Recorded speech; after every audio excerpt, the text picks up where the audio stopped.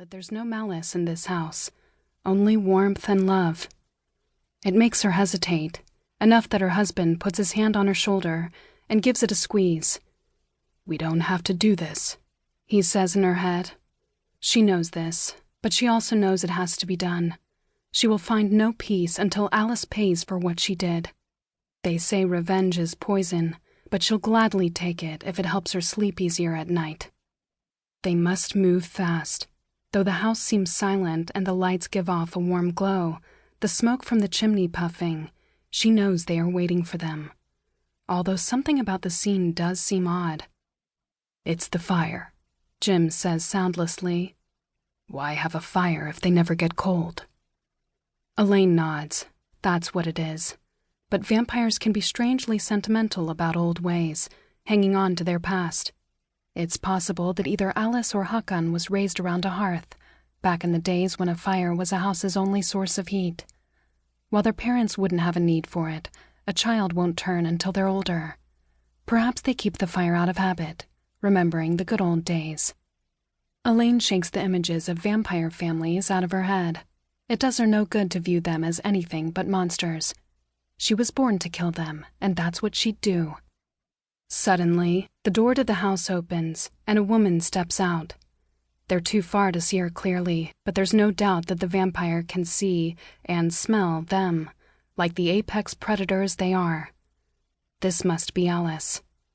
The knife burns against Elaine's leg, coming to life, and she knows they have seconds to act before Alice attacks them. Vampires move fast, faster than the human eye can see. Luckily, being a witch, and a slayer in particular, they can track her, even when Alice uses the veil. But she doesn't move, not even when Elaine and Jim take their knives into their hands, the metal glinting with electric blue currents. The knives aren't as big as one would think, but they can be thrown with startling accuracy. One shot to the heart is all it takes. Of course, Jim has a machete back at home, but decapitation is a messy ordeal. The husband and wife look at each other, and in that moment, they know they're committed. They both run forward toward Alice, the element of surprise gone, and the risks of them dying at the hands of a vampire increasing with each and every step. They cross the field quickly, moving soundlessly through the grass, but still Alice doesn't move. Her arms are out to her sides, but she is unarmed. She's protecting something. "Stop!" Alice calls out, her voice melodic, but the pitch is off, like she's uncertain, perhaps afraid. Elaine and Jim stop. It is not by choice. The vampire is compelling them, even at this range. It won't last, it rarely does with witches, but it's enough to give Alice yet another advantage. "Leave this place," Alice says. "Now!" Elaine breaks free from the bonds, feels them snap. "I can't," she says. "You know what you did. You know what you must pay for." Suddenly, Hakan appears behind Alice, a tall, lanky creature built for precision, and puts his big hands on Alice's shoulders. "I didn't think revenge killings were allowed by your guild," Hakan says in a light Finnish accent. "I don't have to do everything the guild tells me," Elaine says.